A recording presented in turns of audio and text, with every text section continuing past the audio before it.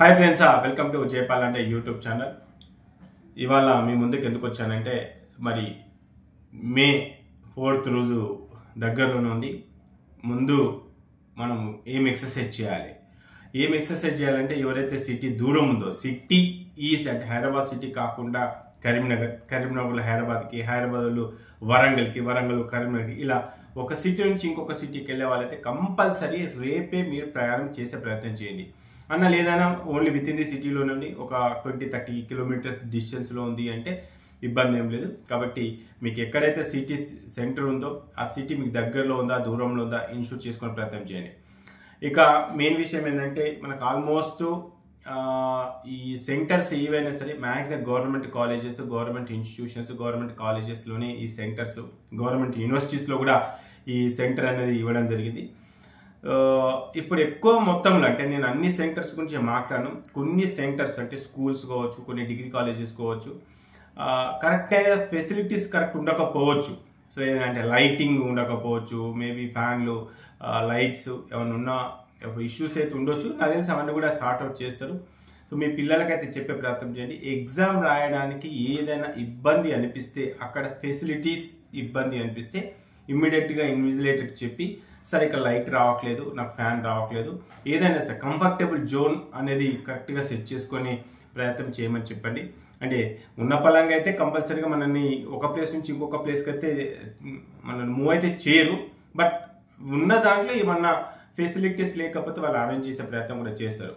అయితే వీళ్ళందరూ కూడా సీసీ కెమెరాల నిఘాలో వీళ్ళు ఎగ్జామ్ రాస్తారు అని చెప్పేసి అన్నారు. సో ఎవరైనా సరే స్టూడెంట్స్ ఒకసారి మీరు అబ్జర్వ్ చేయండి, ఇవన్నీ కూడా సీసీ కెమెరాస్ నిఘాలో జరుగుతున్నాయా లేదా, వాల్ క్లాక్ కూడా మీకు అరేంజ్ చేశారా లేదా, ఇన్ టైంలో మనకు 2 o'clock నుంచి 5 o'clock వరకు టైం ఏదైతే ఇచ్చారో 180 minutes కరెక్ట్ ఇచ్చారా లేదా అనేది ఇన్షూర్ చేసుకునే ప్రయత్నం చేయండి. సో వాళ్ళకి మనకు 11 o'clock నుంచి అలోయింగ్ ఉంటుంది. కాబట్టి పిల్లలు వెళ్ళేటప్పుడు కంపల్సరీగా ఏమైనా ఫ్రూట్స్ కానీ టిఫిన్స్ కానీ చేయించేసి మీరు పంపించే ప్రయత్నం చేయండి. ఒకవేళ లోపలికి వెళ్ళిన తర్వాత కూడా ఏమైనా స్నాక్స్ ఏమైనా ఉంటే కొన్ని కేసెస్లో అరేంజ్ చేసినటువంటి కేసెస్ కూడా ఉన్నాయి. ఎందుకంటే గతంలో నేను కూడా ఎగ్జామ్ డ్యూటీ చేశాను. సో ఇక పేరెంట్స్కి అయితే నేను మళ్ళీ చెప్తున్నాను, నిజంగా మీరు అనుకున్నట్టుగా అక్కడ సెంటర్ దగ్గర 144 సెక్షన్ ఉండొచ్చు. చుట్టుపక్కల జిరాక్స్ సెంటర్స్ కానీ, చుట్టుపక్కల మనకి ఏమైనా కొబ్బరి బండాలు కానీ, వాటర్ బాటిల్, ఇలా ఏదైనా ఓపెన్ చేసినా కూడా క్లోజ్ చేసే పరిస్థితే కనిపిస్తుంది. ఎందుకంటే ఆ సెంటర్ దరిదాపులా ఏవి కూడా ఓపెన్ చేయొద్దు. ఎందుకంటే ఎలాంటి సంఘటనలు జరగద్దనే ఉద్దేశం మీద పోలీస్ సిబ్బందిని కూడా ఈసారి వాళ్ళు యూజ్ చేసుకుంటున్నారు. కాబట్టి మీ ఆ సెంటర్ చుట్టుపక్కల ఏదైనా తినడానికి కానీ లేకపోతే తాగడానికి కానీ, కనీసం కూర్చోవడానికి కూడా ఫెసిలిటీస్ ఉంటేయో లేదో. కాబట్టి మీరు వాటికి సంబంధించినటువంటి ఆల్టర్నేట్ అంటే వాటర్ బాటిల్స్, ఫ్రూట్స్, ఇంకేమైనా తినుబండారాలు తీసుకెళ్లే ప్రయత్నం చేయండి.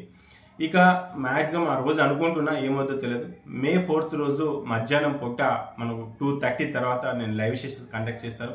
ఎందుకంటే దీని తర్వాత నెక్స్ట్ జరిగేది ఏంటంటే, అన్న మా అబ్బాయికి ఇన్ని మార్కులు వచ్చినాయి, ఏ కాలేజీలో సీట్ వస్తుంది, మనకు 23 కట్ ఆఫ్ రిపీట్ అవుతుందా, 24 రిపీట్ అవుతుందా, 22 రిపీట్ అవుతుందా, 21 రిపీట్ అవుతుందా, మరి 21 కట్ ఆఫ్ లేట్ ఉన్నాయి, 22 కట్ ఆఫ్ లేట్ ఉంది, 23 కట్ ఆఫ్ లేట్ ఉంది, క్యాస్ట్ వైజ్గా, కాలేజ్ వైజ్గా, రౌండ్ వైజ్గా, ఇలా రకరకాల క్వశ్చన్స్.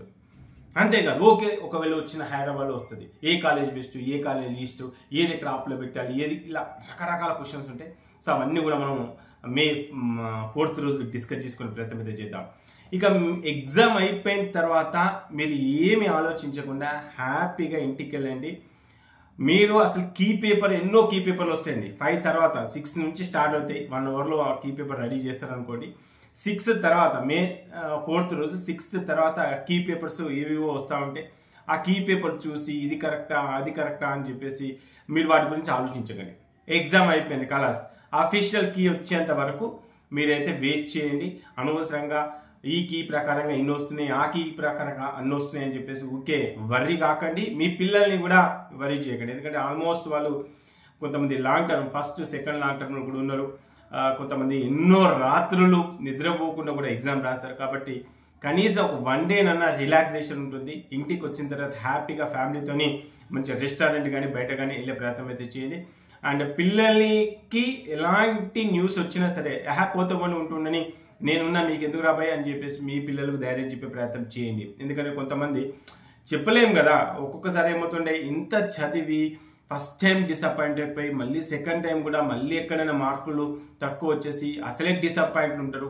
అప్పుడు మా అమ్మ ఏమంటారు, మా నాన్న ఏమంటారు అని చెప్పేసి అలా డిసప్పాయింట్ వెళ్ళే ఛాన్సెస్ ఉంటాయి. కాబట్టి అలా లోన్లో ఉండే ఛాన్సెస్ ఉంటాయి. మీ పిల్లల్ని అబ్జర్వేషన్లో ఉంచుకునే ప్రయత్నం చెయ్యండి.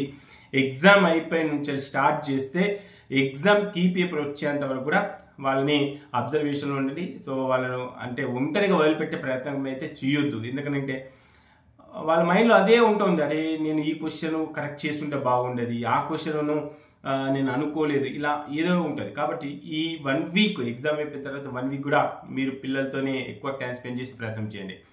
ఎంత టైం స్పెండ్ చేసినా, ఎందుకంటే నాతోని చాలామంది పేరెంట్స్ వాళ్ళ మాటలలో ఎన్ని షేర్ చేసుకుంటారంటే, సార్ మా అబ్బాయి ఇన్ని మార్కులు వస్తాయి అనుకున్నా, నేను డిసప్పాయింట్లో ఉన్నా, మా అమ్మాయికి ఇన్ని మార్కులు వస్తాయి అనుకున్నా, నేను డిసప్పాయింట్లో ఉన్నా అని చెప్పేసి నాతో కూడా చాలామంది పేరెంట్స్ షేర్ చేసుకుంటారు. మీరే అలా బాధపడితే మీ పిల్లలు ఇంకా బాధపడాల్సి వస్తుంది. సో నాకు తెలిసి ఎవరు కూడా మీలో ఉన్న బాధ నాతో పంచుకున్నారు, బట్ మీ పిల్లలతోనైతే పంచుకోలేరు, పంచుకోకూడదు కూడా. ఏదైనా సరే సంతోషం వచ్చినా, దుఃఖం వచ్చినా, బాధ వచ్చినా ఆ పేరెంట్స్కే తెలుస్తుంది తప్ప అసలు ఏం జరుగుతుంది దాంట్లో. ఇక తండ్రి అనే ఒక క్యారెక్టరు ఎన్ని దిగమింగుకుంటాడంటే, అబ్బాయి డాక్టర్ అవుతా అని అంటే సరే కా అని చెప్తాడు, కానీ వెనకాల ఎన్ని ఆలోచించాలి. అది వానికి ర్యాంక్ వస్తే ఓకే, ఏ క్యాట్లు వస్తుందా, బి క్యాట్లు వస్తుందా, సి క్యాట్లు వస్తుందా, సరే వాడి కళ ఎట్లనే నెరవేర్చాలని పేరెంట్ అనుకుంటాడు. ఇప్పుడు మార్కులు వచ్చిన తర్వాత బి క్యాట్లో సీట్ వచ్చేటట్టుంది. మరి బి క్యాట్లో సీట్ రావాలంటే ఇప్పుడు చదివి అనుకుంటే మా అబ్బాయి ఎంత హర్ట్ అవుతాడో, మరి దానికి నేనేం చేయాలి, మళ్ళీ అమౌంట్ గురించి ఆలోచించాలి. సరే అమౌంట్ అరేంజ్ చేసుకుంటా. మరి బీ క్యాట్కి వెళ్ళినప్పుడు ఏ కాలేజ్ బెస్ట్, ఎక్కడ వస్తుంది, ఇలా ఇవాళ స్టార్ట్ చేస్తే మీకు సీట్ అలాట్మెంట్ అయ్యేంత వరకు ఆ తండ్రికి ఒక ఆలోచన తిరుగుతూనే ఉంటుందండి. మీరు ఆఫీస్కి వెళ్ళినా, జాబ్ చేసినా, వ్యాపారాలు చేసినా, ఎన్ని చేసినా అది అలానే ఉంటుంది. ఇంకోళ్ళతో షేర్ చేసుకోలేడు, ఇంకోళ్ళతో చెప్పుకోలేడు, ఎందుకంటే financial matter. So financial matter మా నాన్న ఒకవేళ మీ అబ్బాయి అరే మనకు మన ఫైనాన్షియల్ స్టేజ్ బాగలేదు, మరి వేరే ఆల్టర్నేటివ్ ఏమైనా చేస్తావా, మరి ఏ క్యాట్లో సీట్ రాలేదు, మరి నెక్స్ట్ ఇయర్ ట్రై చేస్తావా, ఇలా మాట్లాడలేని పరిస్థితి. అబ్బాయి ఏదంటే అదే, అమ్మాయి ఏదంటే అదే, వాళ్ళ కళని నెరవేర్చాలని చెప్పేసి సో తల్లిదండ్రులు అయితే మ్యాక్సిమం తపనతోనే ఉంటారు. సో కాబట్టి మీరు కూడా పిల్లలు కూడా మీ పేరెంట్స్ని అర్థం చేసుకోండి. సో వాళ్ళకి ఆల్మోస్ట్ 2-3 months నుంచి నాకు తెలిసి మీరు మాట్లాడారో లేదో తెలియదు. మీరు మీ పేరెంట్స్తో మాట్లాడే ప్రయత్నం చేయండి. అదేవిధంగా పేరెంట్స్ మీ పిల్లలతో మాట్లాడే ప్రయత్నం చేయండి. ఈ 1 week హ్యాపీగా అయిన టూర్ వెళ్ళండి. ఎగ్జామ్ రిజల్ట్స్ ఎట్లన్నా రానిది, పాజిటివ్ రాని, నెగిటివ్ రాని, ఏది కూడా ఆలోచించకండి. సో ఏదైనా సరే అది మనకు రాసిపెట్టి ఉండాలి అన్న పాయింట్ ఆఫ్ లోనే ఒకటి గుర్తుపెట్టుకునే ప్రయత్నం అయితే చేయండి. ఇక ఎన్టీఏ అయితే ఈసారి అయితే చాలా పకడ్బందీగా మనకు చర్యలు అయితే తీసుకుంటుంది. బట్ ఎక్కడైనా ఏమన్నా పొరపాట్లు జరిగితే సో అది మన తెలంగాణ, తెలుగు రాష్ట్రాల్లో ఎక్కడ కూడా జరగొద్దు, అసలు జరిగే ఛాన్సే రావద్దు. ఎందుకంటే ఈసారి చాలా సీరియస్గా, చాలా ఛాలెంజింగ్గా తీసుకుంటున్నారు. ఎందుకంటే ఇది ఆషామాషి ఎగ్జామ్ కాదు, ఇది మన దేశంలోనే అతిపెద్ద ఎగ్జామ్. మరి అలాంటి ఎగ్జామ్ ఇంత ఛాలెంజ్గా లాస్ట్ ఇయర్లో చాలా అవమానాలు వచ్చాయి. కాబట్టి ఎన్టీఏ ఈసారి అయితే చాలా పకడ్బందీగా ఎగ్జామ్ అయితే కండక్ట్ చేస్తుంది. వాళ్ళు కండక్ట్ చేసినటువంటి విధానాలు ఏవైతే ఉన్నాయో, వాళ్ళు ఇచ్చినటువంటి ఇన్స్ట్రక్షన్స్ ఏవైతే ఉన్నాయో తూచా తప్పకుండా మీరు కూడా పాటించే ప్రయత్నం చేయండి. సెంటర్ దగ్గర ఎక్కడ ఆర్గ్యూ చేయకండి, ఇలా వచ్చింది అలా వచ్చింది, ఇన్ టైంలో వెళ్ళండి. ఆ ఇన్స్ట్రక్షన్స్ ఏవైతే ఉన్నాయో ఆ ఇన్స్ట్రక్షన్స్ కరెక్ట్గా ఫాలో కండి. అంతేగాని అక్కడికి వెళ్ళేసి వాళ్ళని ఇబ్బంది పెట్టి, మీరు ఇబ్బంది పడి, మీరు వాళ్ళతో ఆర్గ్యుమెంట్ చేసుకోవడం, ఇలా లాస్ట్ మినిట్లో తీరా సెంటర్ దగ్గరకు వచ్చేసి సెంటర్ కోడ్ చూసుకోకపోవడం, ఇలాంటి పొరపాట్లు చేయొద్దండి. 1-2 సార్లు థింక్ చేయండి. అక్కడ మీరు ఏమాత్రం డిస్టర్బెన్స్ చేసినా మీ పిల్లలు డిసప్పాయింట్ అయ్యే అవకాశాలు ఉంటాయి, మిగతా వాళ్ళు డిసప్పాయింట్ అయ్యే అవకాశాలు ఉంటాయి. ఇక ఆ కొన్ని స్కూల్స్ అంటే గవర్నమెంట్ స్కూల్స్ ఎలా ఉంటాయో మీకు ఐడియా ఉంటుంది. నేను ఇక దాని గురించి కొత్తగా చెప్పను. గవర్నమెంట్ స్కూల్స్ అయినా, గవర్నమెంట్ కాలేజెస్ అయినా కొన్ని హైఫై ఉంటాయి, కొన్ని లో కూడా ఉంటాయి. కాబట్టి అక్కడ ఫెసిలిటీస్ ఎలా ఉంటాయో తెలియదు. కాబట్టి కంపల్సరిగా మీ పిల్లలకి ట్రాన్స్పరెంట్ వాటర్ బాటిల్ ఇచ్చే ప్రయత్నం అయితే చేయండి. ఎందుకంటే వాళ్ళైతే వాటర్ బాటిల్ ప్రొవైడ్ చేస్తామని చెప్పేసి మనకు ఫస్ట్ టైం ఇచ్చినటువంటి బులెటిన్ సంబంధించినటువంటి పీడిఎఫ్లు అయితే ఇచ్చారు. కానీ మీ అడ్మిట్ కార్డులో అయితే కంపల్సరిగా వాళ్ళైతే మెన్షన్ చేశారు ట్రాన్స్పరెంట్ వాటర్ బాటిల్ అయితే అలో ఉందని చెప్పేసి. అవసరం ఉంటే ఒక బాటిల్ కాకపోతే ఇంకో 2 బాటిల్స్ తీసుకెళ్ళండి, ఇబ్బంది ఏమంటుంది. కానీ ట్రాన్స్పరెంట్ వాటర్ బాటిల్, ఒక కవర్ ఉన్నా కూడా కవర్ తీసేసి ఆ ట్రాన్స్పరెంట్ వాటర్ బాటిల్ ఇచ్చే ప్రయత్నం చేయండి. కలర్ వాటర్ బాటిల్స్ అయితే అలో అయితే లేదు. ఈ విషయం గుర్తుపెట్టుకునే ప్రయత్నం చేయండి. ఇంకేమైనా తీసుకెళ్ళేటి ఉంటే ముందుగానే ప్లాన్ చేసుకొని హ్యాపీగా బిందాస్గా ఎగ్జామ్ రాసామా కథం కలాస్, అంతే కదా, దాని గురించి ఆలోచించొద్దు. పేరెంట్స్ మీరు కూడా టెన్షన్ తీసుకోకండి. మనం మే 4th రోజు 2:30 తర్వాత లైవ్ సెషన్ కండక్ట్ చేద్దామని అనుకుంటున్నా. మేబీ నేను బిజీ ఉంటానా మరి ఫ్రీగా ఉంటానా నాకైతే తెలియదు. సో 2:30 నుంచి అప్ టు 4:30 వరకు మాట్లాడుకునే ప్రయత్నం చేద్దాం. లైవ్కి సంబంధించిన షెడ్యూల్ అవన్నీ కూడా మన గ్రూప్లో, వాట్సాప్ గ్రూప్లో మీకు ఇచ్చే ప్రయత్నం చేస్తాను. ఇక jaypalanడే.com గురించి నేను చెప్పడం కాదు, గత సంవత్సరంలో ఎంతో మంది పేరెంట్స్, ఎంతో మంది స్టూడెంట్స్ jaypalanడే.com అసలు ఇండియాలోనే ఆ లెవెల్లో ఒక సైట్ ఉంటుందా అన్న రేంజ్లో అయితే చాలా రకాల రిపోర్ట్స్ ఉన్నాయి.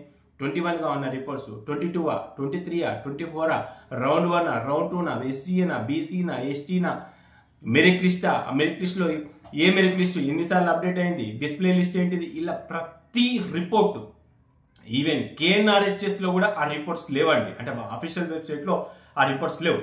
ఎన్టీఆర్హెచ్ఎస్లో కూడా ఆ రిపోర్ట్స్ లేవు. మీకు జరిగేటువంటి ఆల్ ఇండియా కూడా ఎంసీసీ వాళ్ళు కండక్ట్ చేసే ఆ వెబ్సైట్లో కూడా అలాంటి రిపోర్ట్స్ లేవు. వాటికి మించినటువంటి డాటా, ఈ డాటా అంతా కూడా ఆయా రకాల వెబ్సైట్ నుంచి తీసుకొని దాని అంతా డాటా ప్రాసెసింగ్ చేసేసి jaypalanడే.comని క్రియేట్ చేయడం జరిగింది.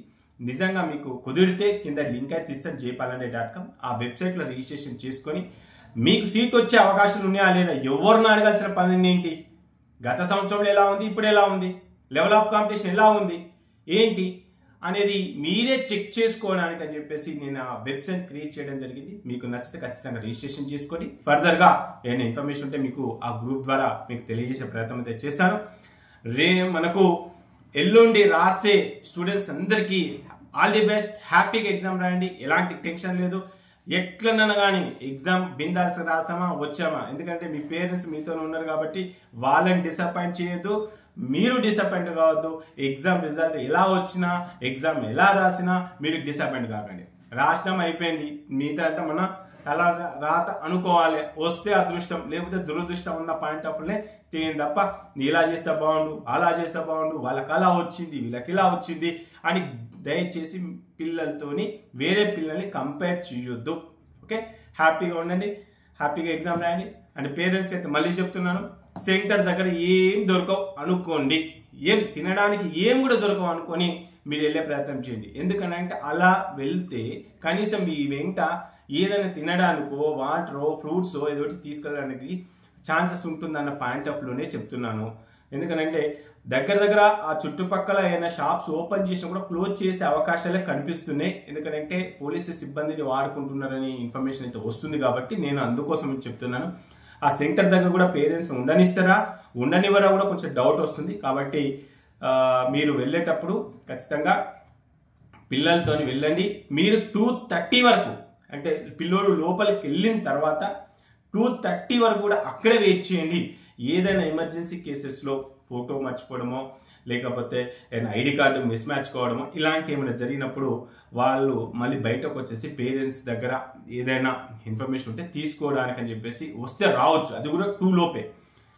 కానీ ఒకవేళ మీరు 2 o'clock వెళ్ళిపోయారు, ఎమర్జెన్సీలో ఒక ఫోటో ఫాదర్ దగ్గర ఉంది, ప్యాకెట్లో ఉండిపోయింది అనుకోండి, సో ఇబ్బంది అవుతుంది. కాబట్టి ఎగ్జామ్ 2కు స్టార్ట్ అయినా మీరు 2:30 వరకు వెయిట్ చేసే ప్రయత్నం అయితే చేయండి. Okay right. ఏమైనా ఎమర్జెన్సీలో కూడా వాళ్ళు పలానా పేరెంట్స్ అని చెప్పేసి అనౌన్స్ చేసే అవకాశాలు ఉంటాయి. కొన్ని కేసెస్లో ఏమైనా ఎమర్జెన్సీ కేసెస్లో కూడా అనౌన్స్ చేసే అవకాశాలు ఉంటాయి. కాబట్టి 2:30 వరకు వెయిట్ చేయండి.